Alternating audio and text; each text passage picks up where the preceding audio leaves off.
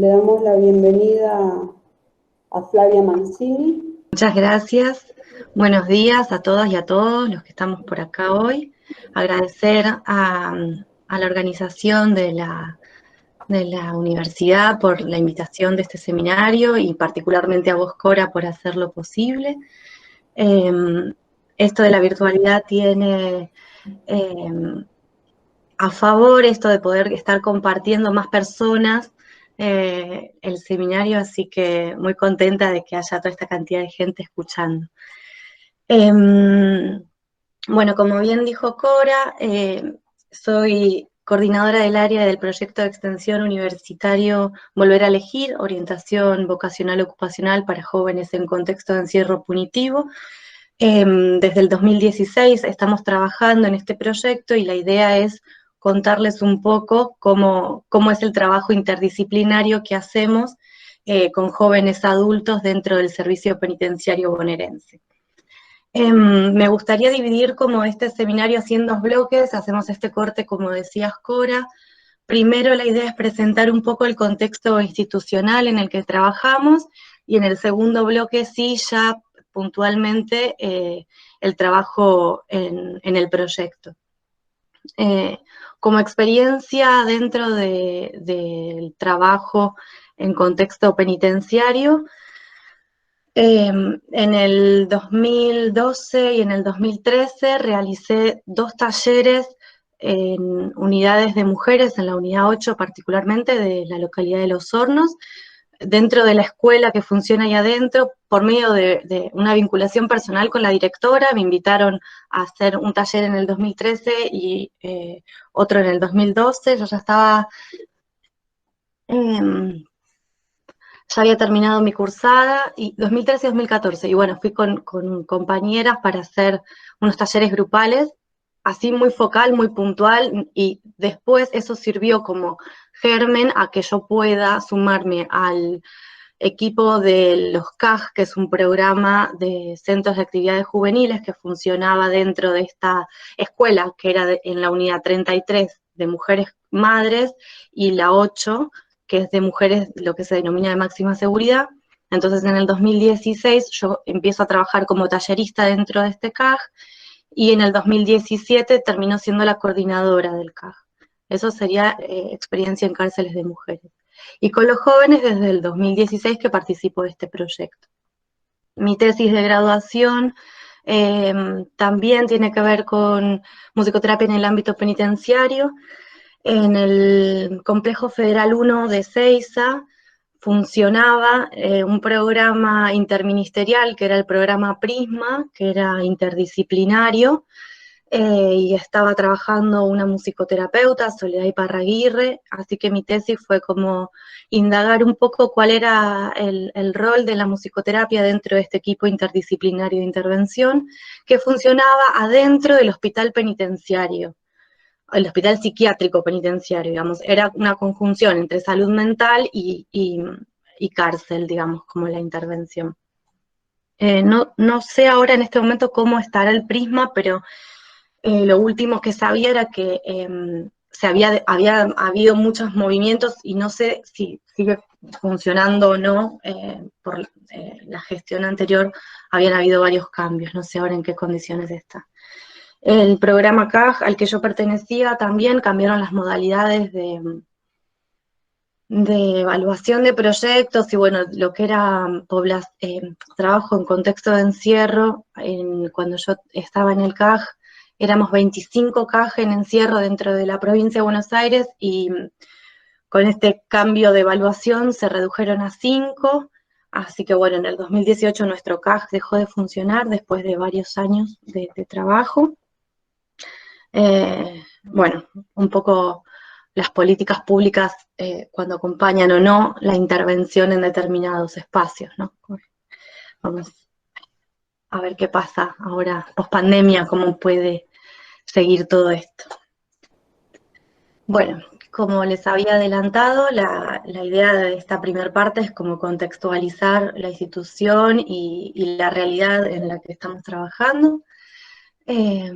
Primero pensar a la institución carcelaria desde la teoría sociológica del siglo XX, Es Foucault como la primera investigación más conocida que se hace, que es a partir del libro Vigilar y Castigar, Nacimiento de la prisión, que realiza la investigación de la genealogía de las prisiones en Francia. Esto de la genealogía es pensar cómo el castigo, que en un primer momento en la Edad Media era directamente sobre el cuerpo, sobre el dolor corporal, cómo ese castigo termina siendo un castigo disciplinar a través de la invención de estas tecnologías positivas de poder, ¿no? Que son las disciplinas justamente. Entonces, bueno, en esta investigación Foucault va a definir a la prisión como una institución que tiene la finalidad de transformar el individuo a través de la privación de la libertad y de la técnica disciplinar. Esta técnica disciplinar tiene como fundamental la noción del tiempo, ¿no? Del tiempo de la pena, es la manera en que la institución se relaciona con el castigo. A mayor gravedad del delito, mayor es la pena. Y a su vez esta pena va a ser individual e individualizante porque va a depender del sujeto y del tipo de delito cometido. Entonces, a todas estas técnicas que acompañan lo que es la privación de la libertad, Foucault las va a denominar como lo penitenciario, y que están divididas en tres grandes bloques. El primero, que es el político-moral, que es el del aislamiento individual, un esquema económico, que es la fuerza de trabajo, y un esquema técnico-médico, que es el de la curación y la normalización. O sea que estos tres grandes esquemas lo que van a hacer es fundamentar y organizar las actividades que se pueden hacer dentro de la institución. Y las cárceles, siguiendo a Goffman, que es un sociólogo estadounidense, que también hace una investigación sobre lo que son las instituciones totales. Goffman va a definir que una institución es un espacio, una habitación, un edificio, una planta donde se desarrollan rutinariamente actividades.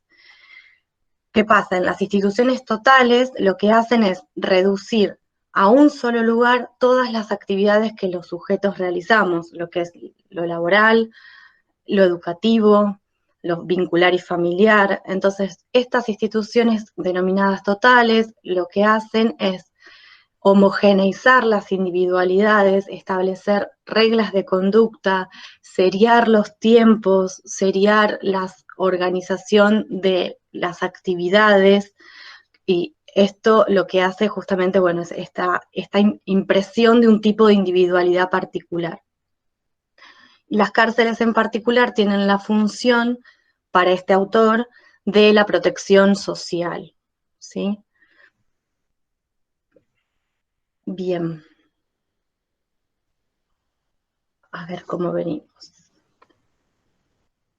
Bueno, para contextualizar un poco las cárceles de nuestro país, tomé los datos del informe anual del Sistema Nacional de Estadística sobre Ejecución de la Pena. Estos informes se hacen anualmente y se publican online en la web del Ministerio de Justicia y Derechos Humanos de la Nación. El último que hay publicado ahora es el del 2018. Así que son los números que están viendo ustedes ahora. Para este informe había en nuestro país 94.883 personas detenidas. Por género, vemos un gran porcentaje de varones, 90.375, mujeres, 4.362, de las cuales 162 son madres, es decir, que hay 162 mujeres en nuestro país que, si tienen hijos hasta los 4 o 5 años, pueden estar detenidas con sus hijos, sus hijas. Esto depende, que estén o no con las madres va a depender del juez, y a los 5 años sí ya se retiran de la institución coincide con el momento de obligatoriedad escolar, ¿no? De los niños, de las niñas. Así que hasta ese momento pueden estar con sus madres. Y hay 146 personas trans que están alojadas en pabellones específicos. En las cárceles acá en el servicio penitenciario bonaerense, no todas las unidades de varones, pero algunas sí tienen pabellones trans, para trabajar justamente con las disidencias.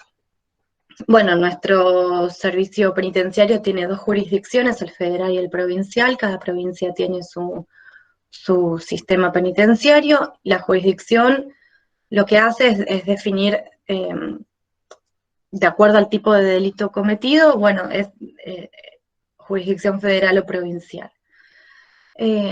Los tipos de regímenes de nuestras cárceles son 3: régimen cerrado, que son los que se conocen comúnmente como de máxima seguridad; los semicerrados y los abiertos, que es cuando ya las causas penales están cercanas a algún beneficio de salida. Puede ser salida transitoria, algunas son salidas para ir a trabajar y volver, las condicionales, las libertades condicionales. Entonces, para esto están estos tipos de regímenes. Después, en lo que respecta a la situación legal, el 46% solamente de las personas detenidas se encuentra procesada. ¿Esto qué significa? Que hay un 53% que está condenada sin sentencia, ¿sí? Que esto es lo que hace que nuestras cárceles estén sobrepobladas de personas, cuando en verdad la detención tendría que ser, se hace una detención preventiva solamente cuando hay riesgo de fuga o peligro de entorpecer la investigación. Con estos datos lo que vemos es que la prisión preventiva termina siendo algo sistemático con lo que opera las fuerzas de seguridad y el sistema judicial. Nada, de Mendoza, como no sabía cómo era la situación de los carcelaria en Mendoza, en el informe dice que hay un complejo penitenciario federal y 4 complejos penitenciarios, 5 alcaldías provinciales, y hoy un total de 4.648 personas detenidas. Ahora, las cárceles de la provincia de Buenos Aires, hay 51 unidades penitenciarias, 11 alcaldías, que son lugares de detención también, 42.460 personas detenidas, de las cuales 40.781 son varones, 1.600 son mujeres. Tenemos 2 unidades penitenciarias de mujeres que cuentan con pabellones para mujeres madres, que es la unidad 33 de Los Hornos y la unidad 54 de Florencio Varela. Y lo que nombraba de los pabellones trans, acá en la provincia de Buenos Aires tenemos pabellones específicos en la unidad penal número 2, en la unidad penal 32 y la unidad penal 44. La sobrepoblación carcelaria es del 44,5%. Las plazas totales con las que cuenta el servicio penitenciario bonaerense es de 29.388 y, como habíamos dicho antes, está acá arriba, 42.460 son la cantidad de personas que están detenidas. Bien, esto es un poco lo que nombré, los gráficos que están publicados en el informe, el porcentaje de condenados y de procesados, división por género, el nivel de instrucción de educativo.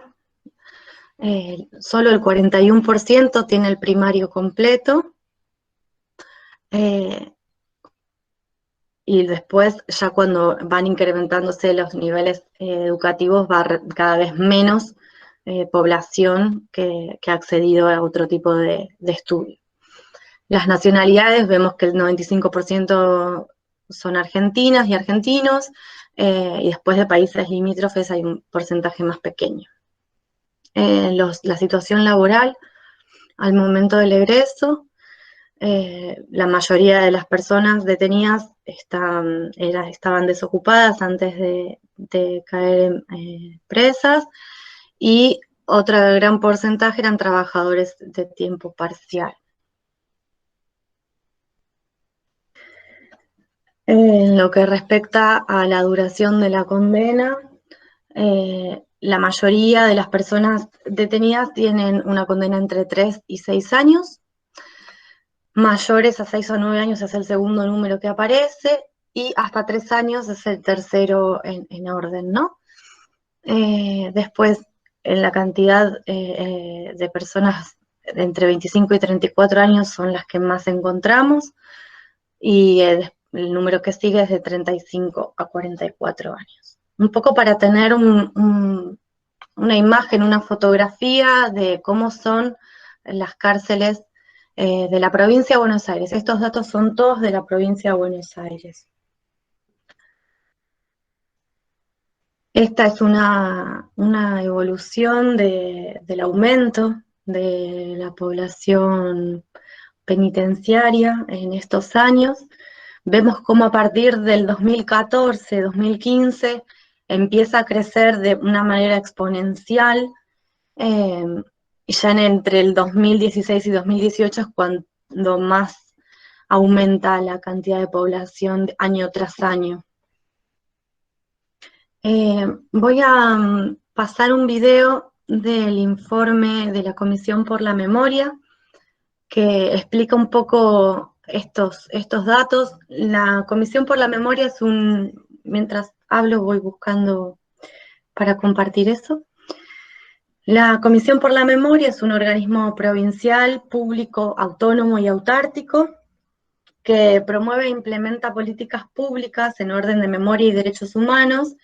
La Comisión tiene un comité, que es el Comité contra la Tortura, que recibe las denuncias de vulneración de derechos en lugares de encierro.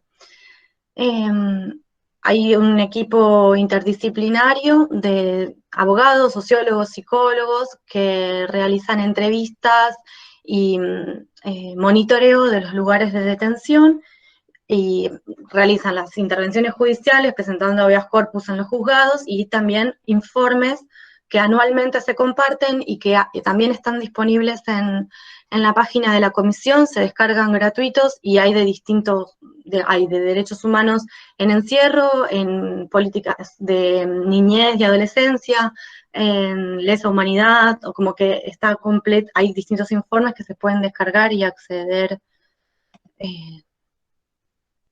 libremente.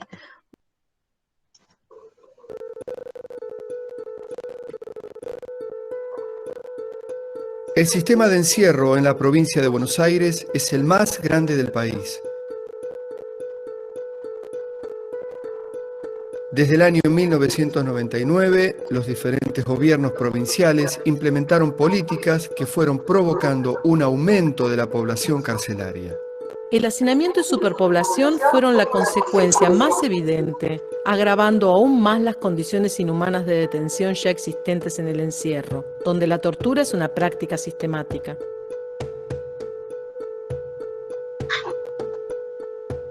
Además de las agresiones físicas, también es tortura la falta de acceso a la salud, las condiciones de vida denigrantes, el hambre, el frío, el aislamiento, los traslados constantes, las requisas violentas y vejatorias. Las torturas no son excesos ni hechos excepcionales.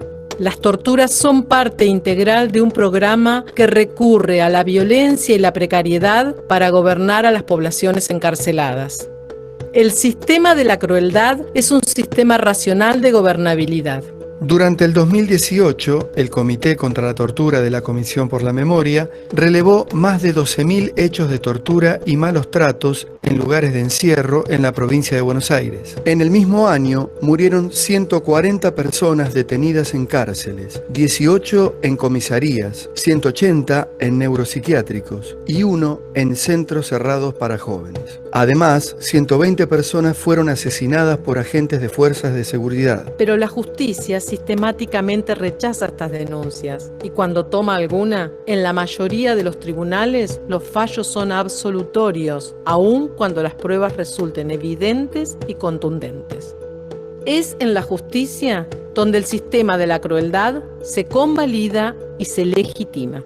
Este verdadero sistema de la crueldad es la cara oculta de las políticas de mano dura y es la consecuencia de la demagogia punitiva. Desde 1999 hasta la actualidad, a la demanda social de más seguridad se le ha respondido con el endurecimiento de las leyes penales. Se aumentaron las penas, se limitaron las excarcelaciones y salidas transitorias, se debilitó el acceso a la justicia, se ampliaron las facultades policiales.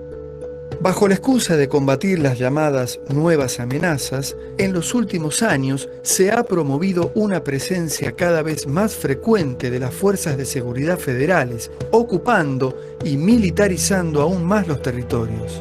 Se consolida así un esquema de control social que restringe derechos y garantías constitucionales. Además, estas políticas de ocupación y militarización territorial no significan menos delito ni mayor seguridad. Se siguen persiguiendo a los eslabones más débiles de las cadenas delictivas, que colapsan las cárceles y las comisarías, mientras los responsables del crimen organizado siguen en las calles. Esta política de mano dura lo único que ha conseguido es agravar las condiciones que hacen posible la vulneración de derechos en los sectores más desprotegidos de nuestra sociedad, incluyendo a niños, niñas y adolescentes vulnerables. Para ellos no hay promoción ni protección de derechos, sino más represión y encierro en condiciones similares a los de los adultos. El resultado de la mano dura es llenar las cárceles de pobres, sobre todo de jóvenes, y someterlos al sistema de la crueldad.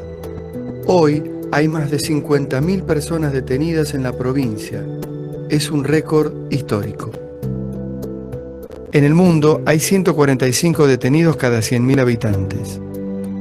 En Argentina hay 208 detenidos cada 100.000 habitantes. En la provincia de Buenos Aires son 283 los detenidos cada 100.000 habitantes. Es decir, que cada 408 personas hay una que está privada de su libertad. Más del 50% de los detenidos son inocentes. Este es el sistema de la crueldad. El sistema de crueldad no resuelve los problemas de seguridad, los agrava.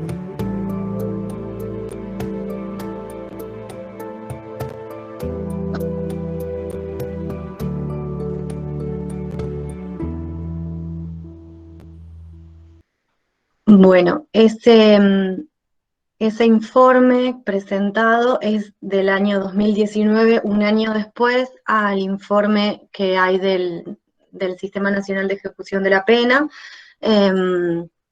Por eso algunos datos difieren, pero esto de las más de 50.000 detenidas y detenidos es porque el informe de la comisión también tiene en cuenta los lugares de detención como las comisarías, que para el Sistema Nacional de Ejecución y Estadística de la Pena no lo toman dentro de los datos, digamos.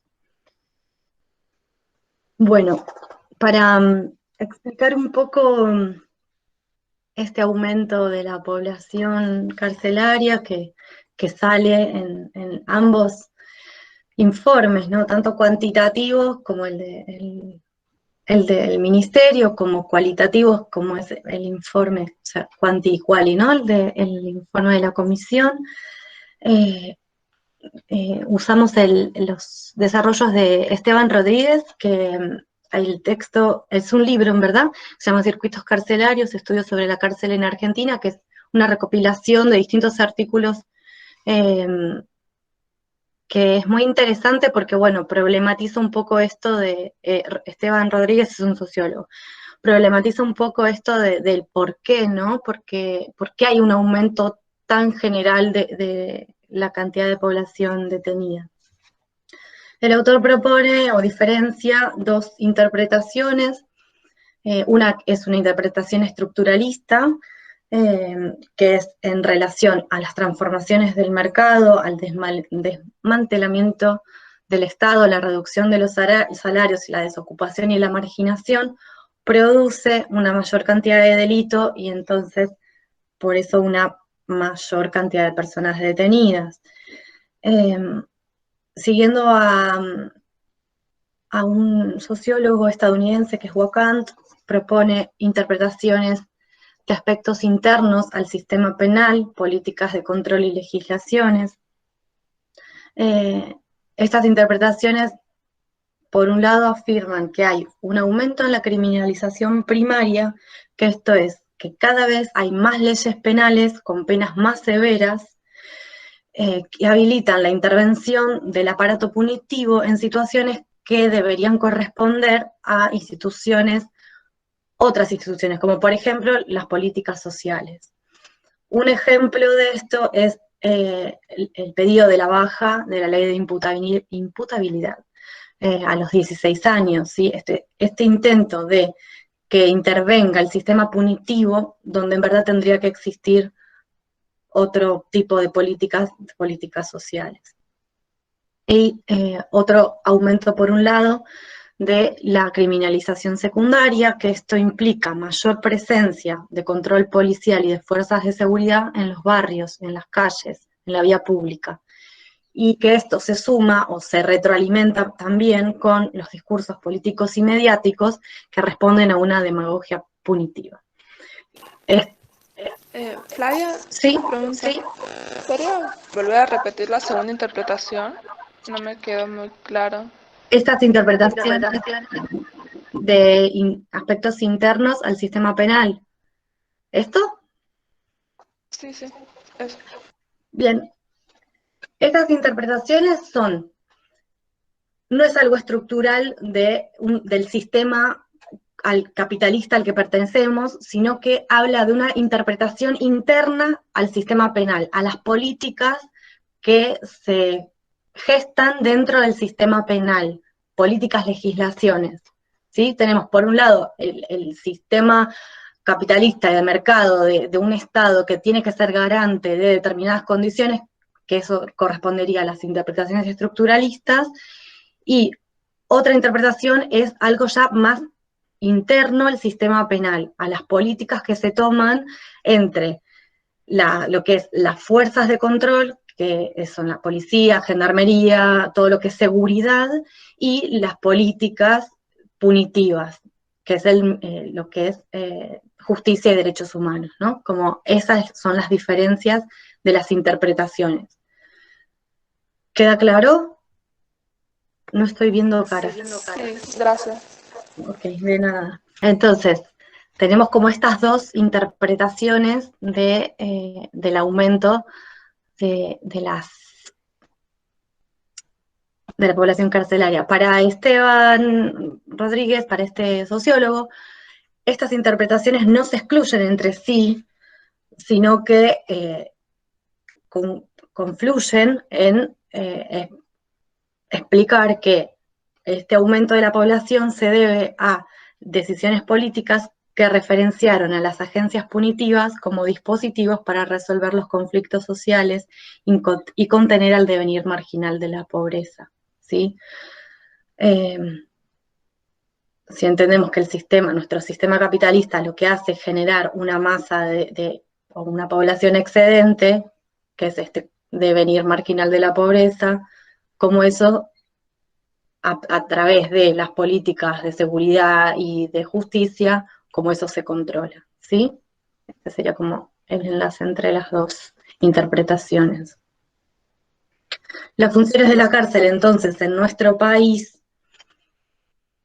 tienen la función de garantizar el devenir disfuncional de lo marginal, contener y neutralizar el excedente poblacional y fijarlo en un espacio social. O sea, todas las instituciones tienen como objetivo el control, las instituciones de encierro, ¿no? El control social. Además, en este tipo de institución encontramos un tipo de control basado en un sistema de castigo y de premios y castigos donde el poder está muy encarnado y está dirigido hacia el cuerpo en la violencia también. Retomando un poco lo de Foucault del principio, ¿no? si bien Foucault dice que lo único que se debería de privar es la libre circulación, la libertad, vemos que igual existe todo un sistema de prácticas de castigo y de violencia que funcionan como modo de control. Por eso habla de pantano punitivo y de poder a secas. Bien. Además, bueno, lo que ya había comentado antes del encarcelamiento preventivo, ¿no? Que el artículo 169 es el que define a la prisión preventiva. Según los números del informe de la comisión, el 48% de las personas se encuentra procesadas sin sentencia condenatoria. Esto se debe a que las personas son detenidas y hasta que el Estado designa a los abogados defensores y se inicia todo lo que es el proceso de investigación judicial, es muy lento el proceso, entonces puede llegar a tardar entre 1 año y medio o 2 la condena, y es mucho tiempo que por ahí si es inocente la persona, está encerrada en una institución carcelaria todo ese tiempo, ¿sí? Y habla, este encarcelamiento preventivo, habla de estos circuitos carcelarios, que es que hay más cantidad de personas detenidas con estadías más cortas dentro de las unidades. Hay como alta rotación de personas en distintos dispositivos de detención, sean comisarías, centros de menores, cárceles. Y este efecto criminógeno, que es de sacar de circulación a las poblaciones consideradas como peligrosas, ¿no? Productoras de riesgo, que tiene efecto en las identidades, en la subjetividad, esta estigmatización del ya haber estado en una institución de detención, ya conlleva un estigma social frente a eso. Bueno, como prácticas de castigo, voy a nombrar algunas, después por ahí cuando estemos más específicamente en el trabajo con los jóvenes van a aparecer otras. La más conocida es el engome, que es el encierro dentro de las celdas individuales o de grupos reducidos, que se hace todas las tardecitas noches dentro de los pabellones. Tenemos otro tipo de práctica de castigo que se llama, son los famosos buzones, que son encierros en celdas de aislamiento donde no tienen contacto con absolutamente nada del exterior, requisas sistemáticas y violentas por parte del servicio penitenciario, traslados a otras unidades penitenciarias que estén lejos de los lugares de donde son. Entonces lo que hace eso es cortar con los vínculos familiares y los vínculos de referencia. Y un sistema basado en lógicas de premio y castigo, ¿no? Que también esto en el servicio penitenciario evalúa la conducta y a partir de ahí se hacen informes que llegan a los juzgados. Entonces, estás todo el tiempo siendo evaluado por tu conducta y con un puntaje. Y lo que hace la cárcel también es imprimir este tipo de subjetividad, de identidad, que es lo que se conoce como cultura tumbera. La palabra tumbera, tumbero, hace referencia a la muerte, a la tumba, como tiempo, estadía en la cárcel como tiempo muerto, y también por las características edilicias. Las lógicas tumberas incluyen prácticas y un tipo de lenguaje que tiene como una función, por un lado, la función comunicativa entre las personas que comparten ese lenguaje, esto de la performatividad que tiene, ¿no? El lenguaje de nombrar, y por otro lado es una manera de distinguir el afuera del adentro o el lugar de pertenencia de cada una de las personas.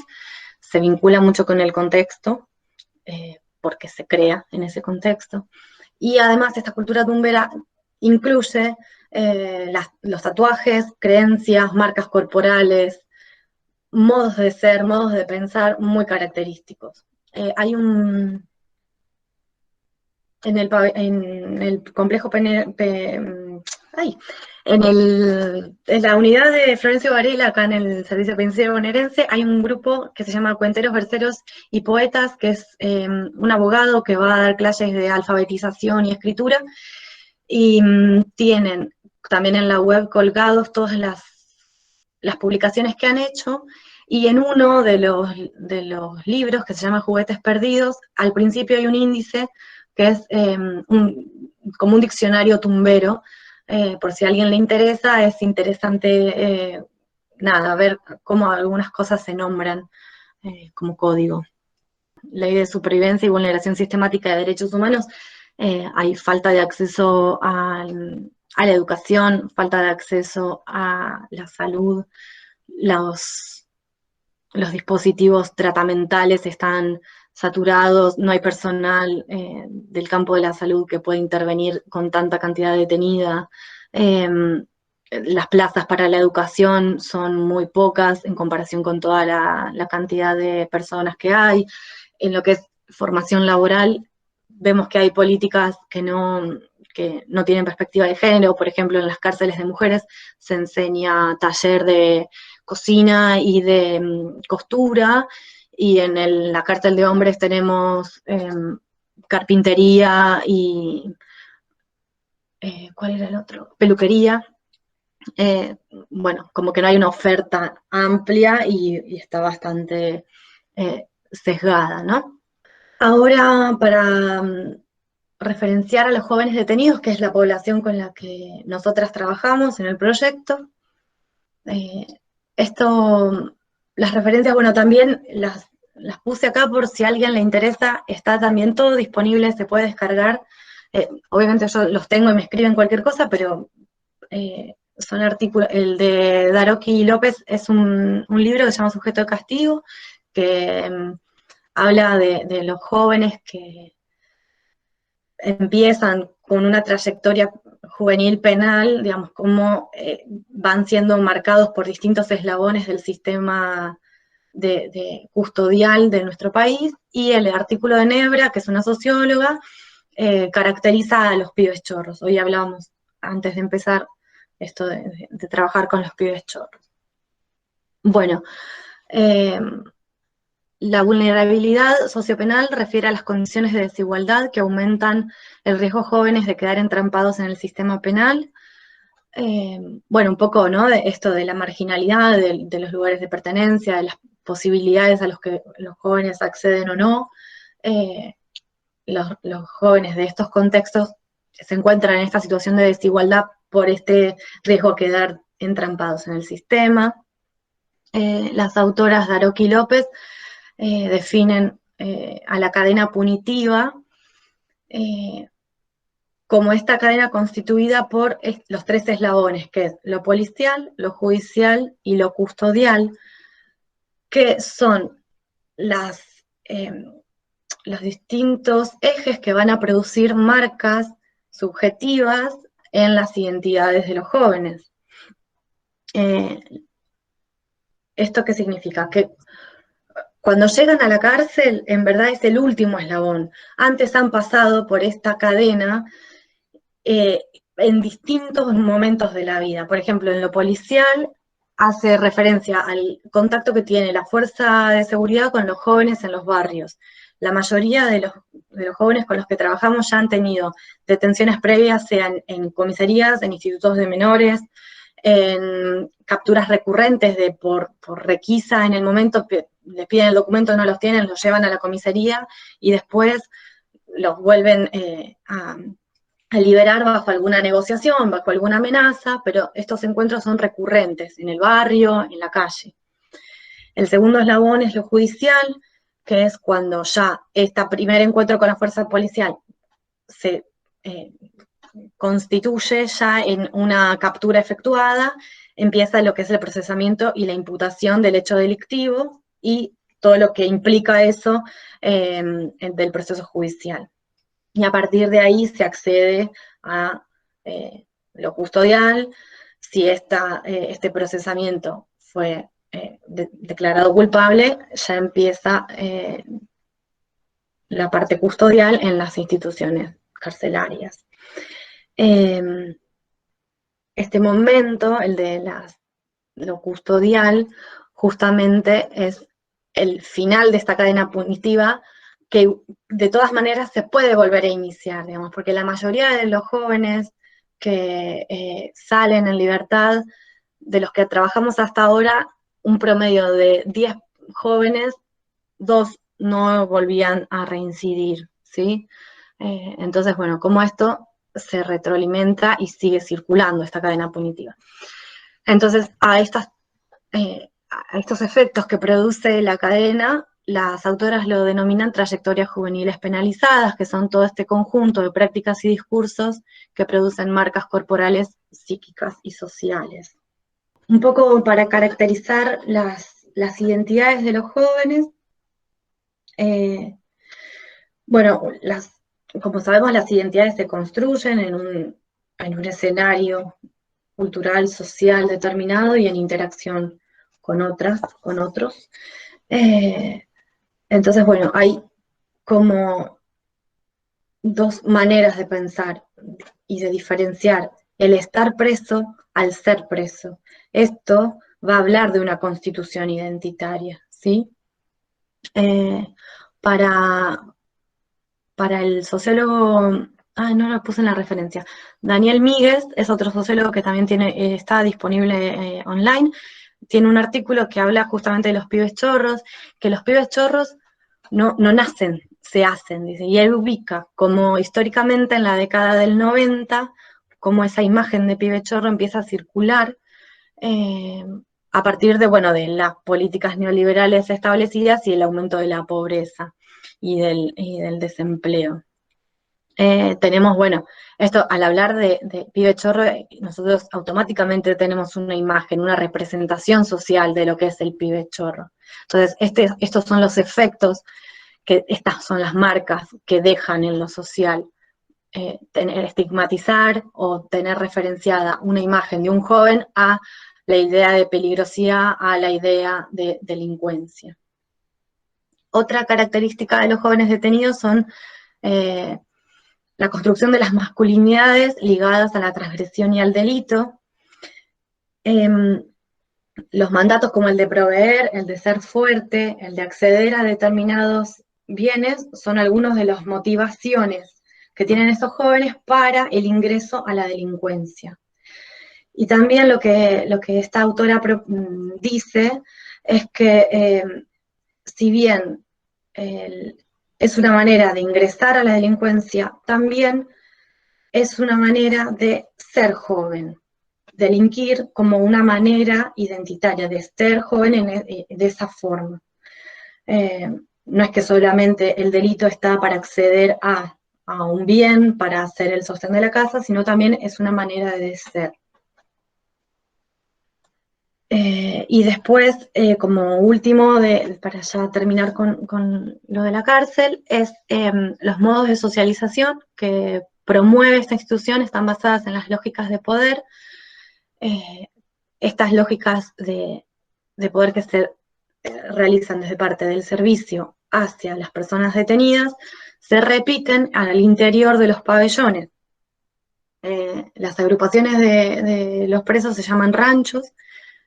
Cada rancho tiene modos, normas particulares de funcionar y establecen códigos convivenciales, digamos. Hay una lógica basada en la pertenencia y en la lealtad de un rancho frente a otro. Por ejemplo, si yo pertenezco a un rancho y mi rancho tiene un conflicto, o una persona de mi rancho tiene un conflicto con otra persona de otro rancho, todo mi rancho tiene que saltar a defender por una cuestión de lealtad.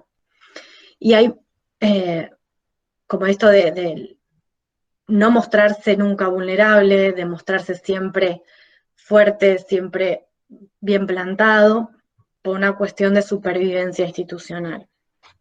Hay una dificultad en sostener vínculos de cercanía, de confianza, de permitirse las emociones. Esto es como prácticamente muy difícil, ¿no? De que se pueda exteriorizar.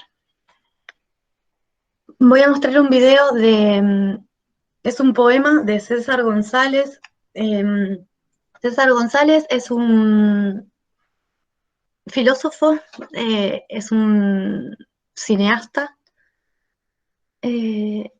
Ahora voy a leer todas las cosas que están acotando.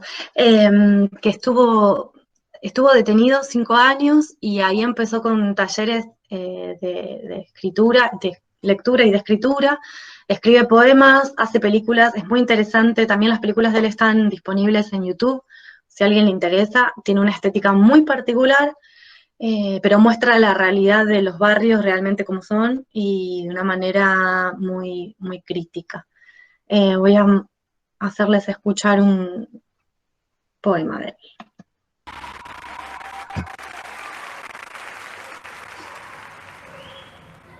Villas. La vida en un mundo aparte. Madres solas remando contra un mar de piedra. Una cultura del padre ausente, del padre preso, del padre acribillado, del padre presente, pero con la espalda disecada. Los cascotes que inventan caminos, así el barro no te muerde los tobillos. Esqueletos de autos robados y prendidos fuego. Charlas de vecinas a través del alambrado mientras cuelgan la ropa en la soga.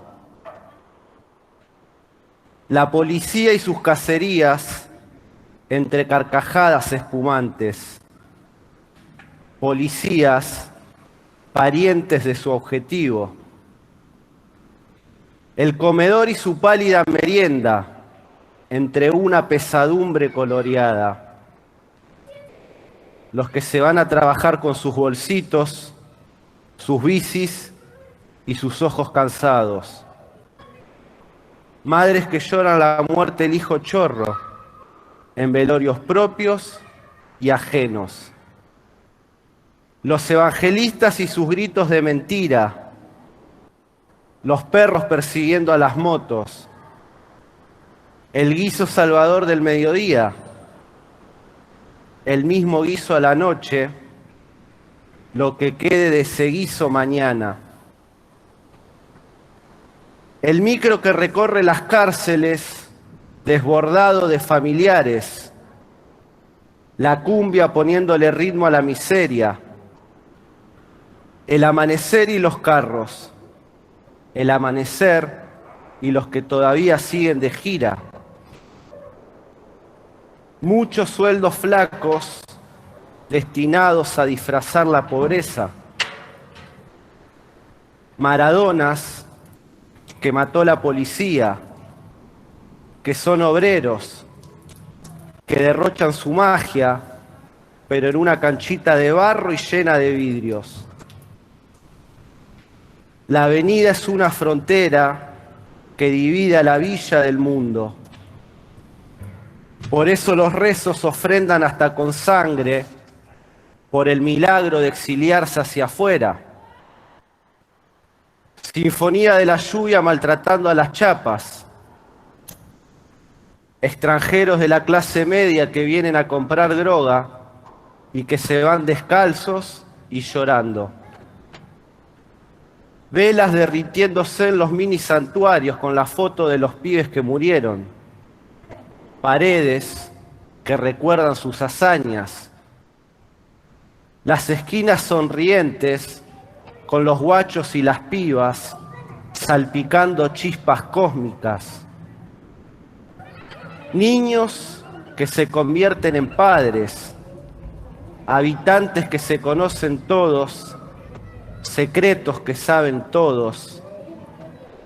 Engaños imposibles de ocultar.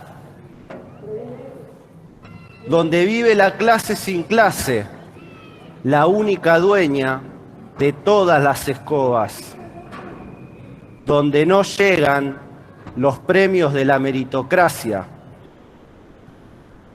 Donde el horizonte siempre tiene olor a celda, tiene olor a bala, tiene olor a trabajo precario, tiene olor a traje de encargado de limpieza. Es la villa, es otro mundo, es vivir apartado.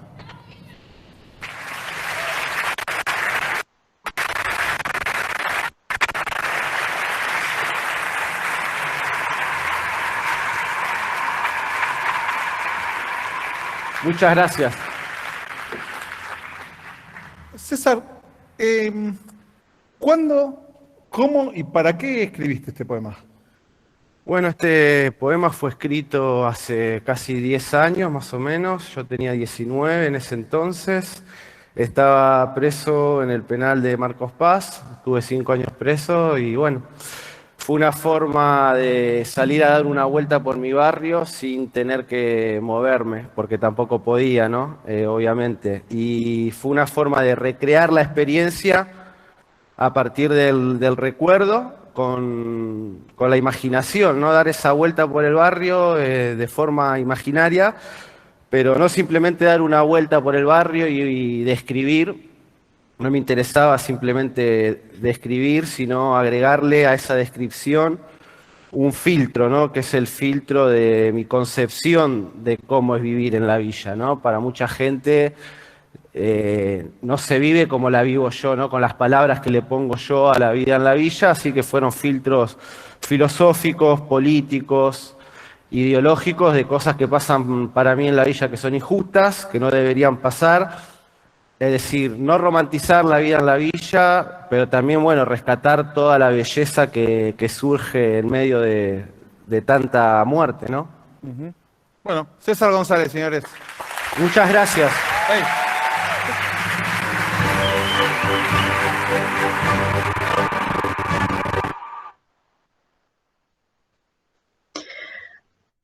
Ahora que escucho a César, me acuerdo, que no nombré,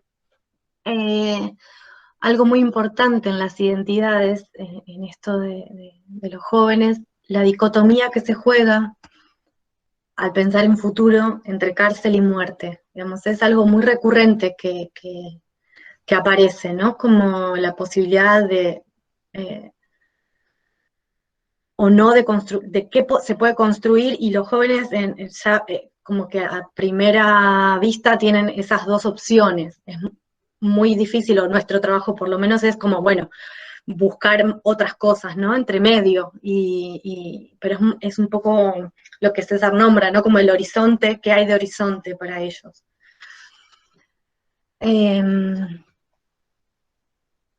César también tiene un programa en la Radio Provincia los martes, por si a alguien le interesa, y está también todo disponible en lo virtual. Por acá termino la primer parte de más institucional, digamos. Por ahí podemos leer las cosas. Cora, ¿te parece? Los comentarios. A ver si... Hay varios aportes. Bueno, Miriam, que nos ya avanzaron. Perdón, Pedro, pusiste lo del hilo. Sí. Miriam comenzó diciendo que en Mendoza, el edificio que aloja a las mujeres en el Borgollón, está denunciado por la Comisión Internacional de Derechos Humanos. Subsuelos, pasadizos de Siria, módulos de metal, un horror. En la unidad de Boulogne-sur-Mer tiene un pabellón de diversidades que contempla hombres, travestis y trans. En las unidades de mujeres no hay ningún trabajo de género para la población de lesbianas. No he visto hombres trans allí, pero me comentaron que en caso de haber alguna, sería derivada a Boulogne-sur-Mer. Bueno, Flor, que no he dicho yo al principio que también este seminario fue organizado desde la Cátedra de Musicoterapia en ámbitos comunitarios y sociales de la licenciada Flor Vázquez, en tercer año. Perdón, Flor, por no haberte nombrado, estabas muy callada en el inicio. No, no pasa nada, no pasa nada. Flavia estuvo también invitada en la cátedra este cuatrimestre pasado, porque la pandemia nos está permitiendo hacer estas cosas, así que también agradecerle por haber participado en donde trabajamos específicamente cuestiones de género y vinculada con estos temas que está abordando ahora. Así es. Bueno, ahí agradezco. Miriam publica el nombre del libro, bueno, Buenísimo.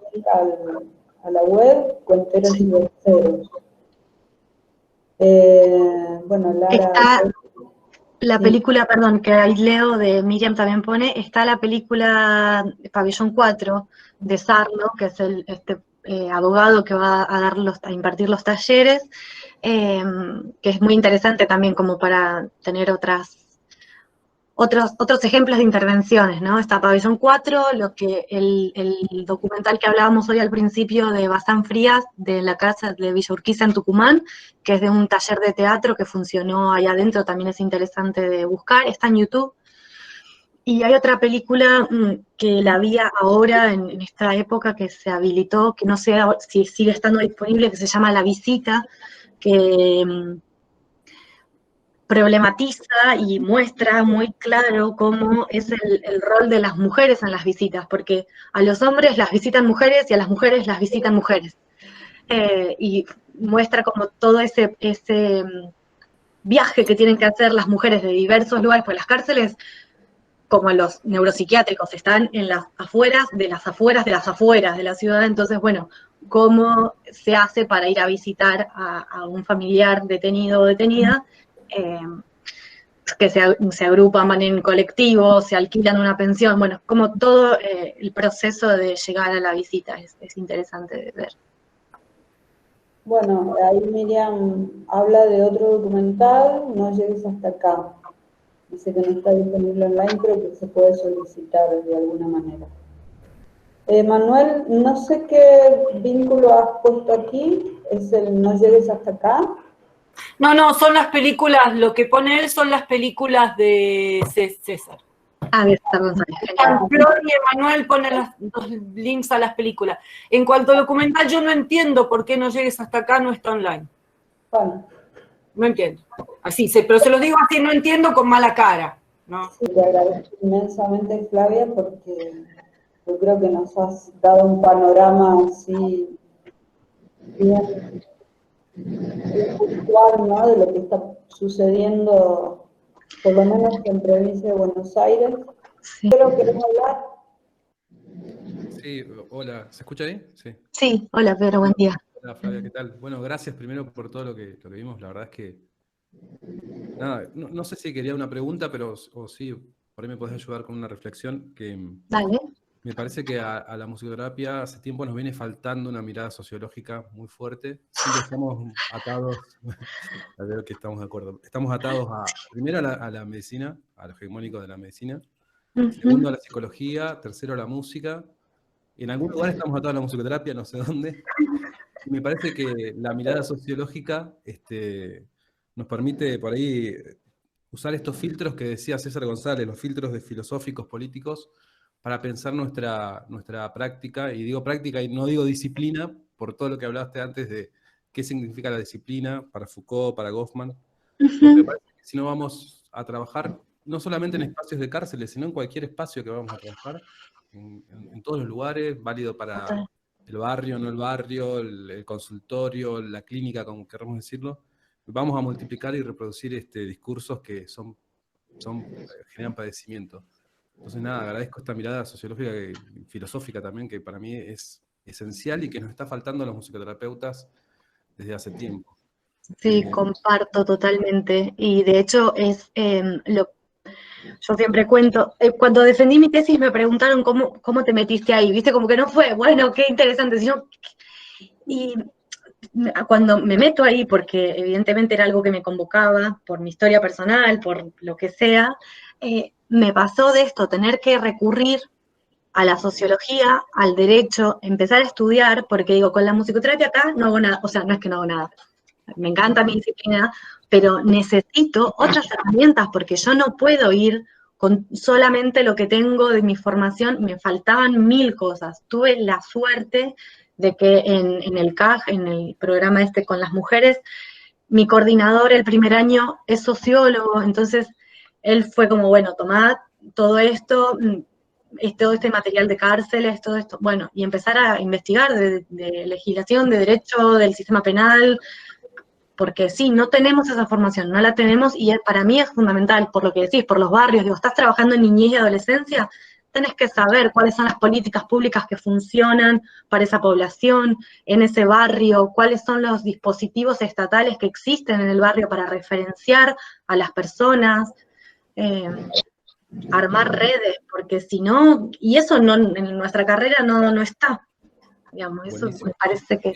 Y por ahí agrego que no es solamente para pensar lo comunitario, lo social, sino que me parece que es un sistema que funciona para todo. Digo, y cuando hablamos de la disciplina de musicoterapia, me parece que esta disciplina de musicoterapia no nos deja poner estos filtros, otros lentes para ver la realidad de otra manera que sea más social, sino siempre estamos pensando en lo individual, lo clínico. Me parece que está bueno dejar entrar todo eso porque, bueno, sí, hay políticas públicas en todo, en adultos mayores, en la niñez.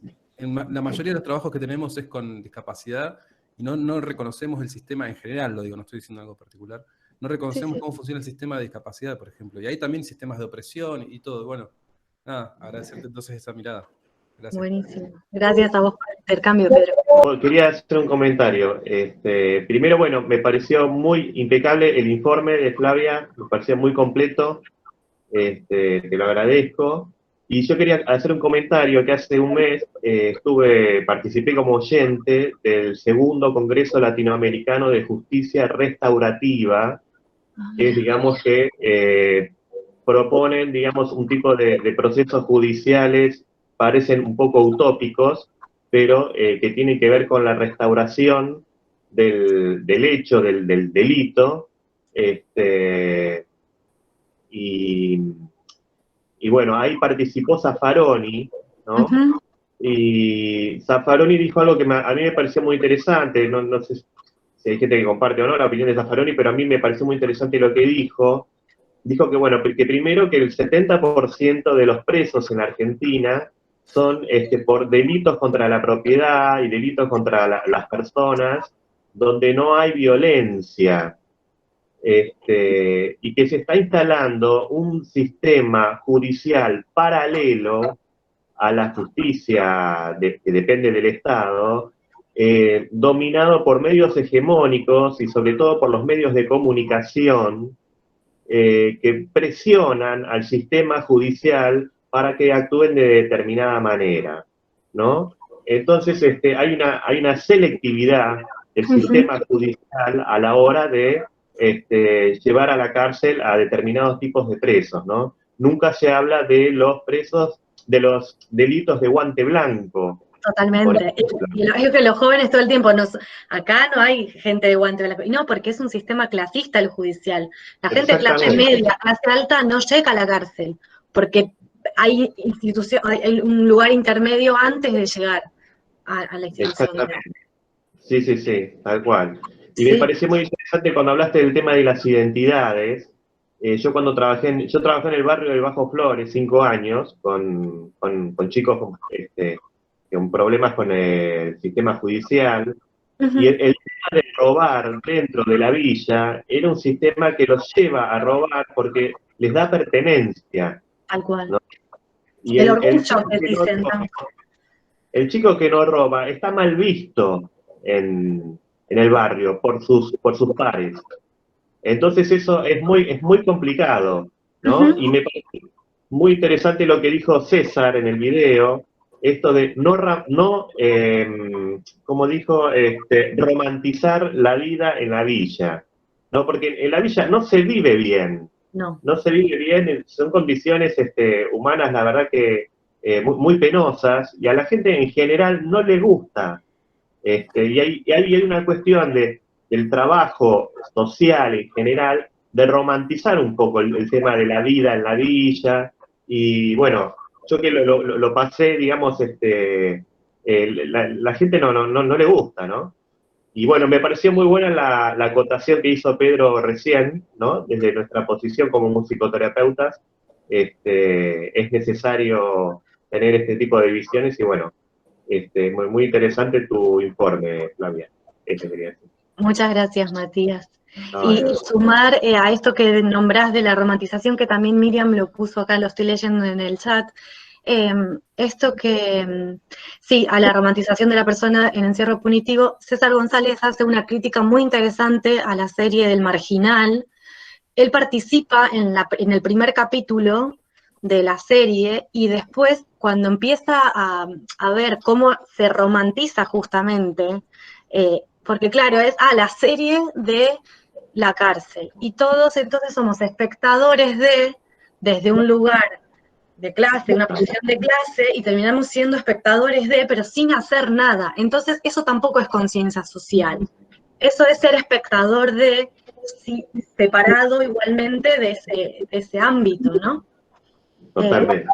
Emanuel está levantando la mano. Sí, hola Manuel, buen día. Buenas. A mí me tomó un poco la pregunta que largaste, Flavia, esta de cómo te metiste ahí, y abro un poco la pregunta como estudiante, y la verdad que me interesa mucho, entonces aprovecho a preguntarle quizás a vos y a Miriam, ¿cómo nos metemos, digamos? ¿Qué dispositivos o qué proyectos están funcionando? O tengo conocimiento de que en Maicuyo por los Mauricio López hay algunas vinculaciones de estudiantes dentro de estos contextos. Y nada, largo la pregunta para ¿cómo nos metemos? Por ahí en Mendoza yo desconozco, Miriam, por ahí vos puedas después completar. Es muy difícil entrar a las cárceles con proyectos, así como por más que estén hermosamente elaborados y justificados, es una institución que es muy hermética. Entonces yo aconsejo siempre una vía institucional. Es la forma en que mejor se puede... ¿Sí, Cora? Sí, quedó en el tintero justamente el ingreso o el contacto, ¿no es cierto?, que iba a ser para este año. Claro, ahí lo está poniendo Pedro. Habíamos logrado el contacto con el sistema penitenciario, y bueno, y eso quedó ahí, ¡tuc! Vino también la cuarentena y nos interrumpió. Yo quería justamente aclarar este tema, ¿no?, que Pedro planteaba, que nos dedicamos más los musicoterapeutas a la discapacidad, pero también porque es un tema de supervivencia. O sea, es lo primero que nos da un ingreso seguro, ¿no?, el trabajo con personas con discapacidad. Lamentablemente, porque todo lo demás, y sobre todo en la región del Nuevo Cuyo, está por hacerse. La creación de cargos públicos para musicoterapeutas, sea en el sistema penitenciario, en el sistema hospitalario, en municipalidades, o sea, todo lo que puede implicar en lo social, tanto dentro del hospitalario, que también hay muchos aspectos sociales a poder cubrir, ¿no? Cubrir, sí. Sí, mis experiencias fueron el CAG de las unidades de mujeres, dependía del Ministerio de Educación de la Nación y se ejecutaba desde políticas socioeducativas.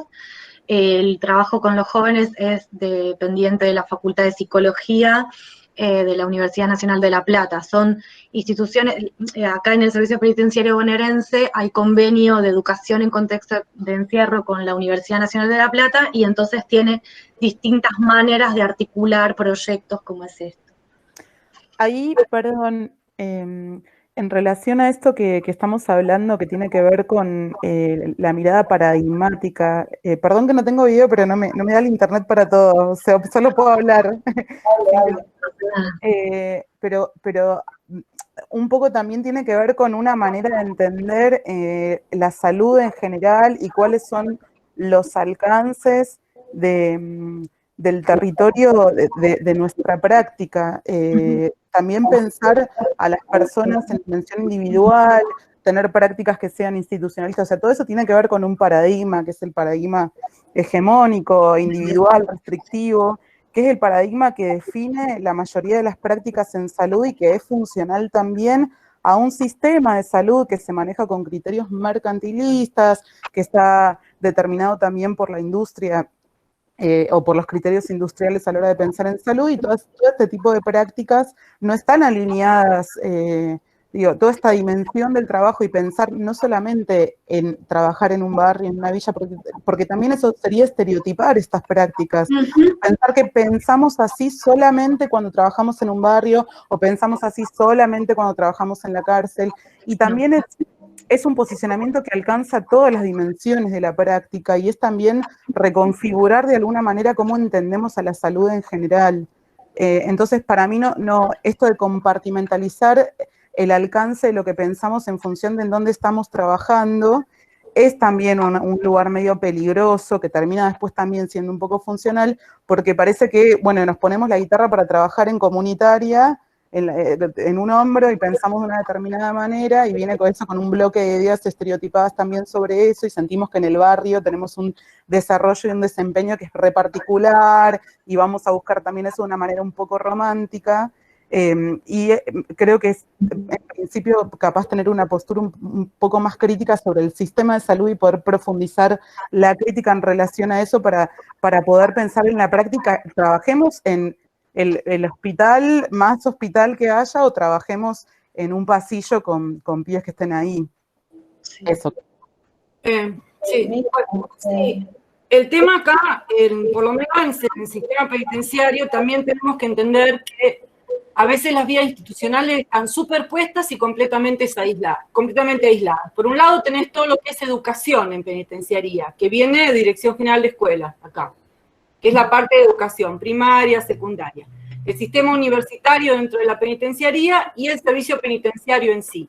Entonces hay que ver, y además en algunos lugares hay como un espacio de psiquiatría que está aparte, como de salud mental de la provincia. Entonces, a veces hay que ver por qué lugar uno puede entrar. Ahora, el tema, es cierto, acá también, lo traslado un poco acá a Mendoza, el tema es muy, muy cerrado, pero depende por qué vía entres y cómo entres. Pero yo también siempre recomiendo lo mismo de Flavia, de la vía institucional, porque hay un tema que es muy cierto, y que es que ese trabajo, para que sea fructífero, tiene que poder ser sostenido en el tiempo. Y la persona que está a cargo tiene que estar apoyada y sostenida por un equipo. No fue en nuestro caso cuando éramos chicos en los 80, intersindical de los trabajadores de la cultura, o sea, kamikazes totales, veinteañeros. Sin embargo, teníamos una docente de visuales que trabajaba dentro de la escuela secundaria que había en el servicio penitenciario, y de alguna manera ella hacía la conexión. ¿No? Pero, por ejemplo, tenés que pensar que, por ejemplo, si querés trabajar en un penal, tenés que pensar que a lo mejor la Fagina no te los levanta a la mañana. Y no vas a tener a nadie. No llegan, porque claro.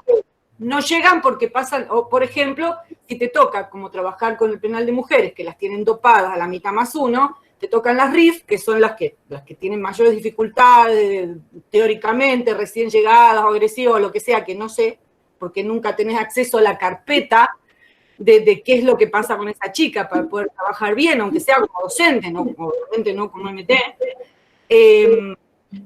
Y te llega toda dormida, y de repente tenés 1 hora y media, una chica que está en las nubes, y vos algo con esa chica tenés que hacer, por lo menos como ser humano. Entonces, por un lado, recomiendo siempre la vía institucional y el equipo de trabajo. Ahora, es muy difícil, en este momento está, salvo por ciertas vías, está muy cerrada la entrada. En una parte yo lo comprendo, porque al no haber presupuesto para sostener esa actividad, o sea, no hay sueldos para quienes vayan a trabajar. Yo trabajé el año pasado en talleres así sueltos en el tiempo, te pagan como, no sé, 2 meses de talleres con un tema cerrado, con un proyecto cerrado. Entonces, claro, no se hace posible sostenerlo en el tiempo, y para las personas que están en situación de encierro, es como un abandono muy grande, porque de repente vos les desaparecés, ¿entendés? Eso hay que poder sostenerlo. Porque si no es claro, es como si... Entonces, por un lado yo lo entiendo, pero por otro lado tampoco habilitan espacios para que se pueda trabajar. Entonces es como... Sí, pero eso responde a una decisión política, digo, porque tenemos temas que no los vamos a destinar a la población que está de más. Obviamente, obviamente, no, es un poco siguiendo esto, un poco la pregunta de los chicos acá en Mendoza, ¿cómo hacemos? Bueno, yo la verdad que para mí sería ideal que pudiéramos seguir funcionando, o sea, a través de la carrera, a través de lo que están gestionando Cora, Flor y demás, y de ahí tener, porque realmente el apriete sigue siendo cada vez más grande y sin apoyo y sin un trabajo institucional es muy difícil. Buen día. No sé si llego a poder plantear una pregunta concreta, pero sí creo que puede derivar a una reflexión. Y es más o menos que un poco lo que decía la licenciada Vázquez también, que es cómo se puede trazar, digamos, un camino para trabajar sobre este imaginario colectivo que tiene que ver con esta forma, este sistema clasista, la mirada, digamos, de este imaginario colectivo sobre todo lo que tiene que ver con la delincuencia, con la villa o ese encuadre social. Digamos, ¿cómo podemos abordar nosotros desde la profesión, no sé, lo institucional, la sociedad? O sea, habría que plantear un diagnóstico, ¿cómo podemos ordenar el abordaje? Como se me ocurren miles de preguntas, pero es un poco me cuesta mucho ordenar la pregunta, pero ¿cómo podemos abordar situaciones de este tipo teniendo en cuenta toda la dificultad o complejidad del encuadre y la subjetividad? No sé si llega a formar algo. No, pero es un desafío. Yo creo que eso nos pasa en cualquier ámbito de trabajo en el que nos insertamos y donde queremos empezar a trabajar. Por ahí pensarlo como una práctica situada ayuda un poco a organizar qué herramientas o a dónde tengo que ir para buscar teoría que sostenga mi práctica.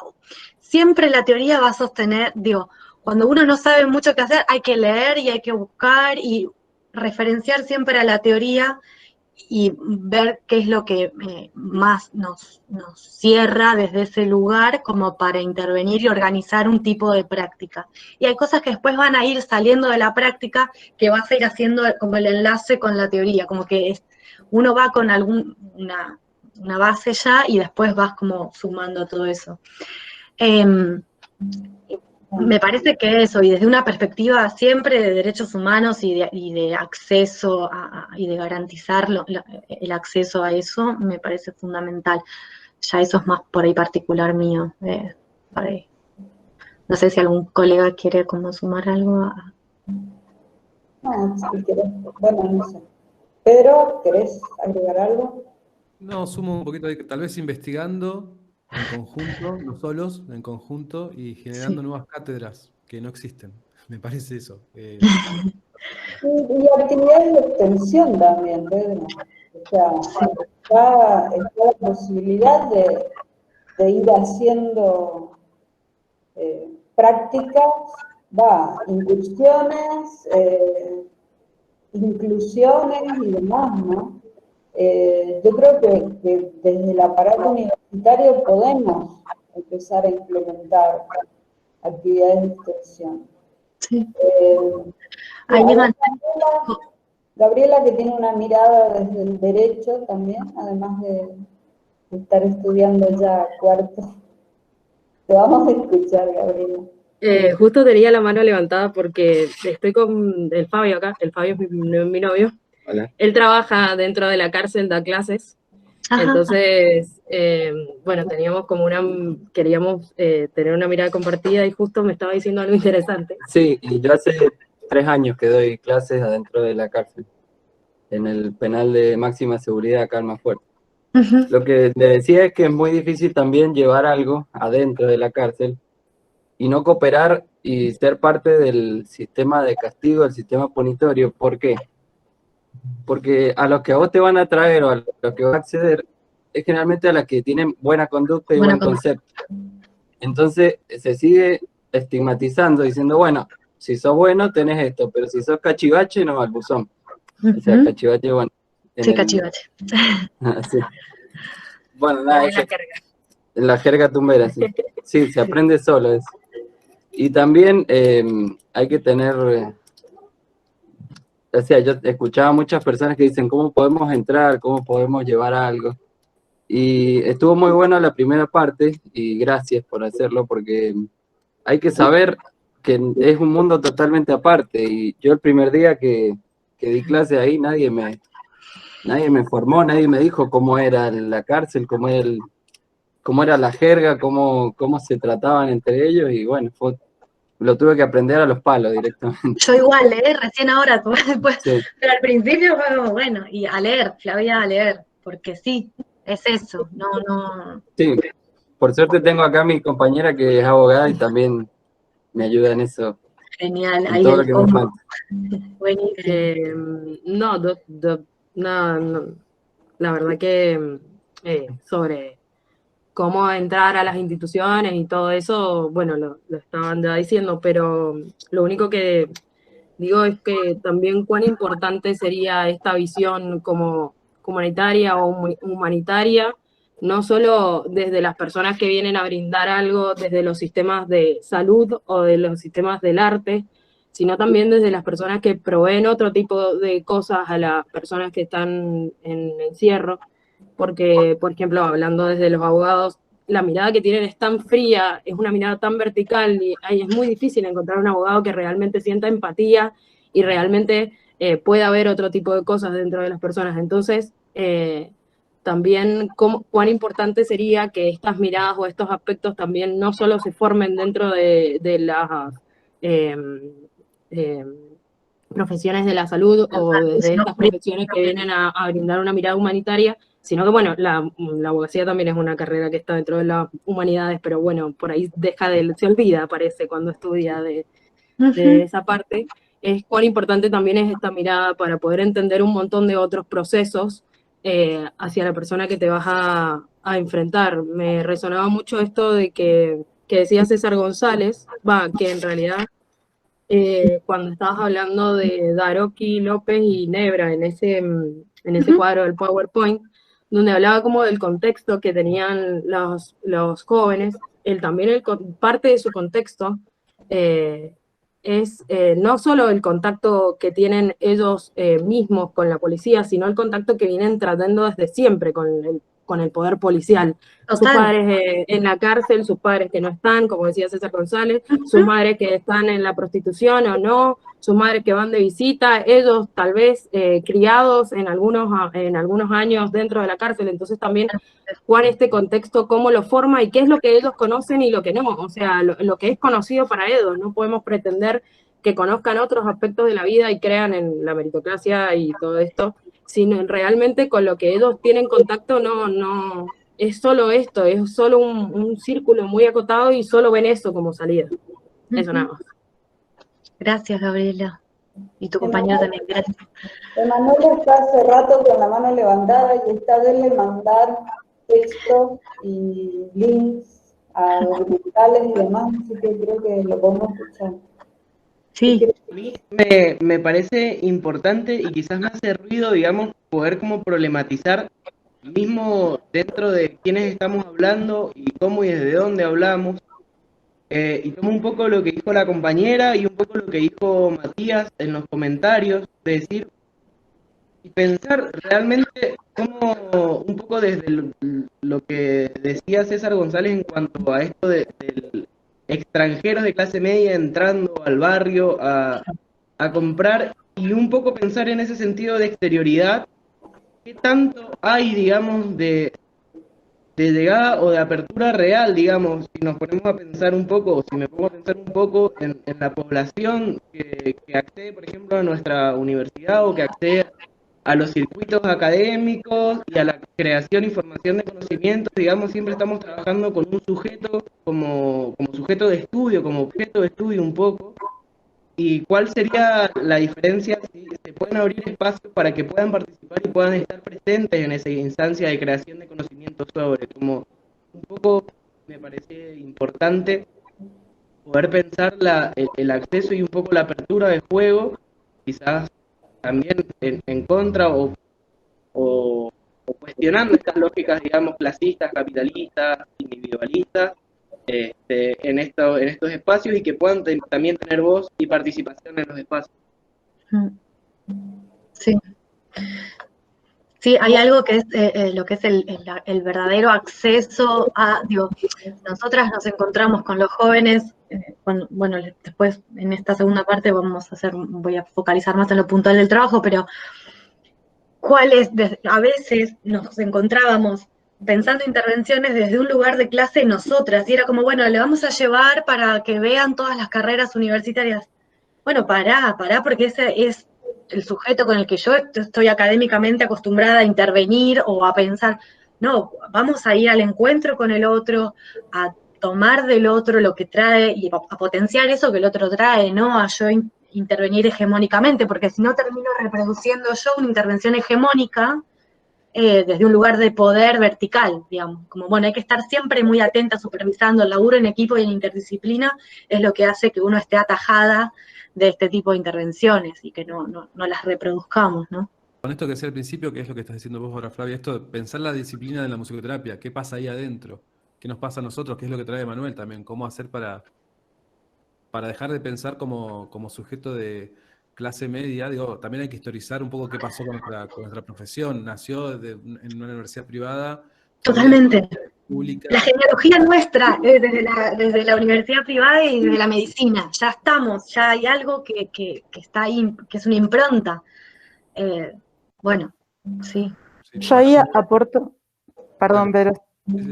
Esto aporto en relación, retomando esto que Pedro dijo también hace un rato sobre la formación y pensando en términos paradigmáticos, porque lo que estamos hablando es de paradigmas de salud, o sea, como que estamos volviendo, si vamos a pensar en intervenir, si vamos a pensar en construcciones con los saberes de alguna manera socializados entre todas las personas que estén participando de los procesos, y también tiene que ver con lógicas de formación y también con discursos que de alguna manera son funcionales o no a determinadas prácticas. Una de las críticas más grandes que se está haciendo desde las corrientes de salud comunitaria es justamente a las formaciones que tenemos, que no son inocentes, que no están planteadas desde un lugar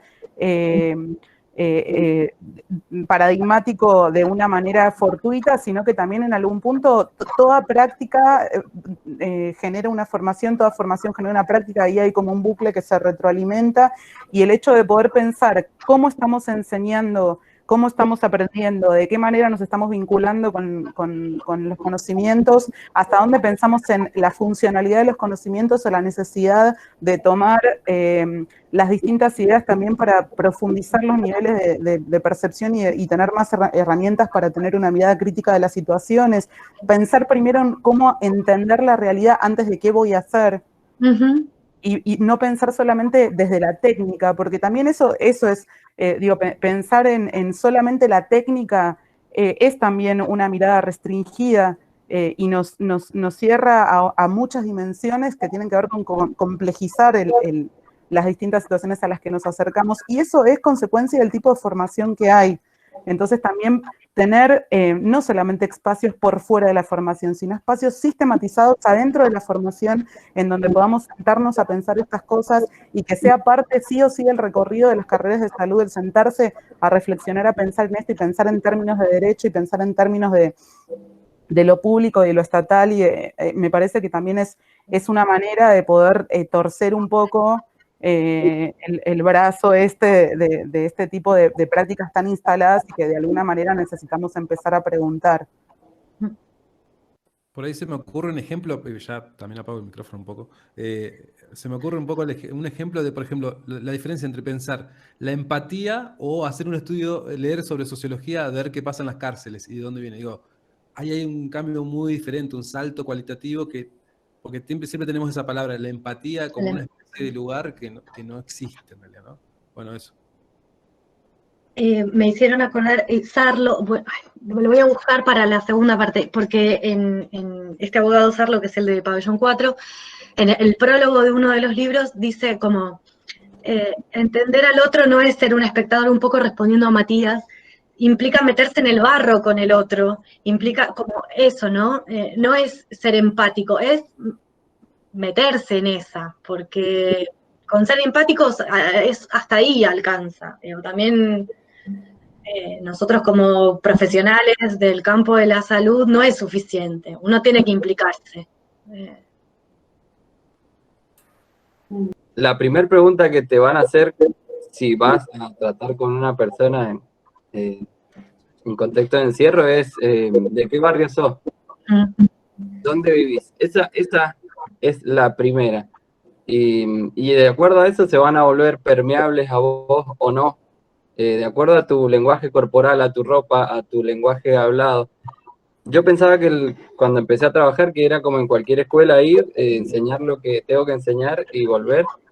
Y con el tiempo te vas dando cuenta que no, que te convertís en mucho más para esas personas, dependiendo cómo vayas y la onda que tengas, ¿no?